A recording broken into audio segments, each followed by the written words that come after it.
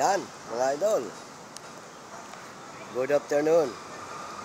Magandang hapon sa ating lahat. Welcome po muli sa ating channel.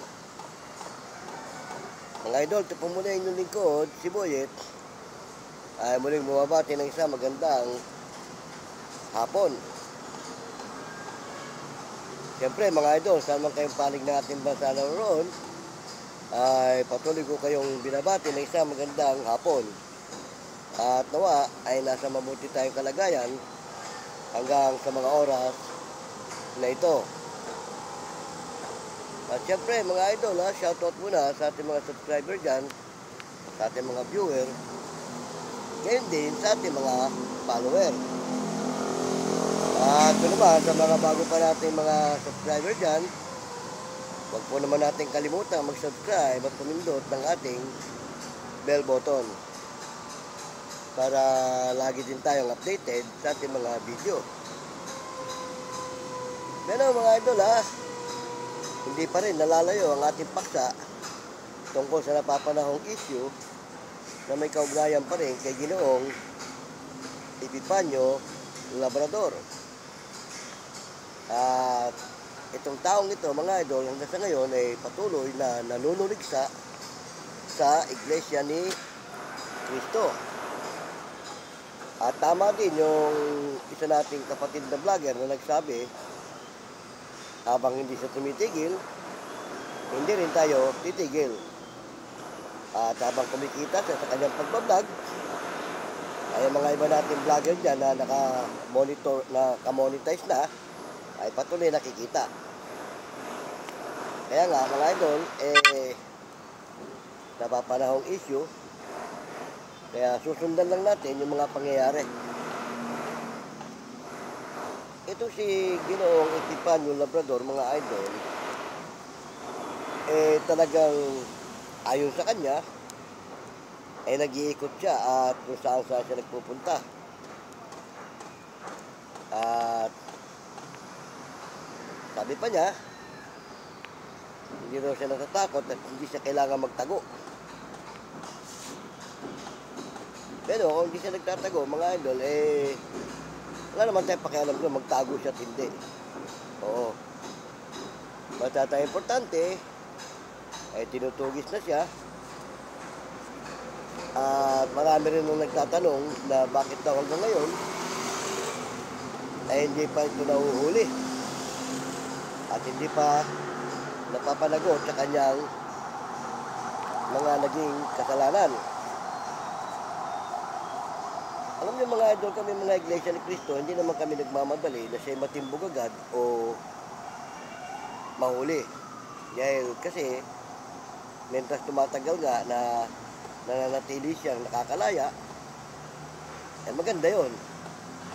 Oo, kasi patuloy siya ng malaya nakakapag-vlog at nakakagalaw. At karapatan naman niya yun, na maging malaya siya sa kanyang mga ginagalawan. Kaya lang, siyempre, yung batas natin, kapag ka ikaw nagkaroon na ng kaso sa batas, ang batas na nagbibigay ng hangganan sa iyo. Although malaya ka sa sarili mo, pero yung batas na humahanting sa iyo, yun ang nagpapakitid ng landas mo. Di ba tama? Kasi naman ito si Ginoong Epifanio Labrador, talagang may matinding sinasaligan to. May matinding sinasandalan na talagang hindi siya talaga kayang tibagin. At pinupulaan na nga ang Iglesia ni Cristo dahil nga puro lang daw kami dada, hindi naman daw natitimbog. At sa bandang uli, lumalabas pa na talagang walang magagawa ang Iglesia ni Cristo kay Ginoong Epifanio Salvador. Pero yung mga ganong istikulasyon, okay lang yun. Gaya nga nung nabanggit nung isa nating kapatid na vlogger, hindi tayo nagmamadali na siya ay matimbog.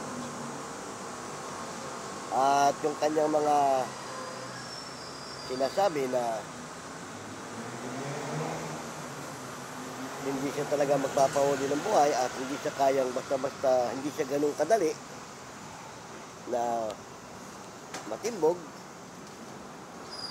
maaaring totoo yun. Dahil kasi nga, unang-una, walang katiyakan yung kanyang lugar. Para siyang palaka na patalon-talon. Meron pa tayo napanood na video na sabi niya, pupunta siya ngayon ng Bicol doon sa at makikipag-ugnay siya yata sa mga kinaukulan doon o kung kanino pa man na kanyang mga di umano mga follower o viewer o supporter. Pero kahit na anong gawin niya, saan siya pumaroon, sabi nga sa Biblia, saan ka man pumaroon, susundan ka ng iyong mga gawa. Diba? Kaya wala namang problema kahit saan siya pumunta Malaya naman talaga siya Dahil karapatan din niya yun. At wala namang pwedeng pumigil sa kanya. Pero, ang batas, yun ang bahala. Alam niyo ba mga idol, kung hindi lang pinaubayan ng pamamahala sa iglesia na ang batas na ang bahala sa kanya, sambalilan ko si Epifanio timbugin ng mga kapatiran. Kaya lang, nilalagay sa batas ang mga pangyayari. Kasi mga idol, iba ang batas Pag batas ang umusig sa'yo, walang sino mang may pananagutan dahil batas yan Oo. Kung ilalagay nga naman ng mga kapatid sa kanilang kamay, ang batas, usigin din sila ng batas. Which is tama naman na huwag na makialam yung mga kapatid. Kaya lang batas lang umusig. Di ba? Tama. Kasi problema lang nga yung ginawa niya. Kung dadagdagan pa rin ng kapwa problema nitong ating mga kapatid sa iglesia, wala. Walang pagkaiba. Ganun din. At baka matupad yung sinasabi niya na sa mga iglesia ni Cristo maraming kriminal. Ngayon, ang gusto natin patunayan dyan, yung sinasabi niya na mga kriminal sa loob ng iglesia ni Cristo, walang katotohanan yun. Yun ang gusto natin patunayan. Kaya, hindi na pwede makialam ang mga kapatid para siya timbugin. Ngayon, bahala lang bata sa kanya. Sa oras na masakote siya, tumaban siya, yan ang malaking problema niya. Dahil siya mismo may sabi, hindi siya magpapahuli ng buhay. Ngayon may mga iba tayong mga vlogger na napapanood na may mga pinapakita tungkol sa sistema niya na siguro naman hindi naman mailalabas yung mga ganong kung hindi talaga nanggaling sa batas o kung talagang hindi kanyang ginawa. Kaya nga mga idol,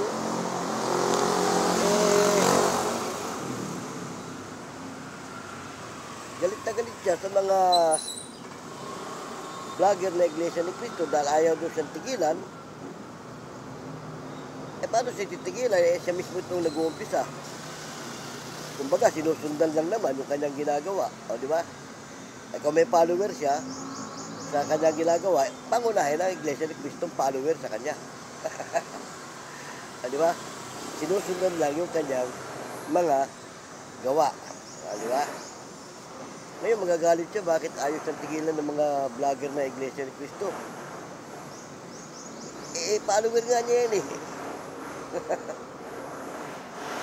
Yan ang mga tunay niya follower na bumubuntot sa kanyang ginagawa. Oo. Sumusunod. Isa rin sa mga taga-supporter niya yan. Bakit? Yung bawat pagbablog niya may katumbas din. Di ba? Sinusuportahan din yung mga pagbablog niya. Ganun lang naman kasi yun, mga idol. Kaya ito si Ginoong Epifanio Labrador, nagagalit sa mga vlogger na iglesia dahil ayaw siyang tigilan. Siguro naman, pagka siya na tumigil, wala na rin, tigil na rin. Wala na siyang follower eh. Oo. Dahil ang mga iglesia dito, na mga vlogger, follower niya yun eh. Hindi mo naman follower, sinusundan yung kanyang mga content. Diba? Habang nagko-content siya, siyempre, yung mga follower niya, nagko-content din. Para naman sa kanya. May ginagawa siyang content para sa iglesia. Siyempre, yung mga follower ng Iglesia ni Cristo, gagawa rin ng content para sa kanya. Diba? Vice versa lang yon. Kaya nga tututusin nga lang nakakasawa na rin, sundan siya ng sundan Oo, kasi wala naman, paulit-ulit lang din ang sistema. At yung kanyang mga pinagsasabi, wala rin pinagbago, ganun pa rin. Kaya siyempre, sinusundan lang yung kanyang ginagawa. Kaya kasabi nga saan ka man pumaroon, susunod sa iyo ang iyong mga gawa. Di ba? Kaya kung ako sa iyo, idol, huwag ka nang umalis sa lungga mo kung saan ka man ngayon nakalungga dahil baka sa katatalon-talon mo, kalilipat-lipat mo, ay diyan ka mayari. Oo, di ba? Dahil ang intelligence natin, siyempre, kung magaling ka, ang mga intelligence magagaling din. Di ba? Tama? Ito naman maikling video lang naman natin to dahil kumbaga parang nire-repaso lang natin yung mga ginagawa niya. Kaya salamat ng marami sa maikling sundaling ito, sinamahan niyo ako.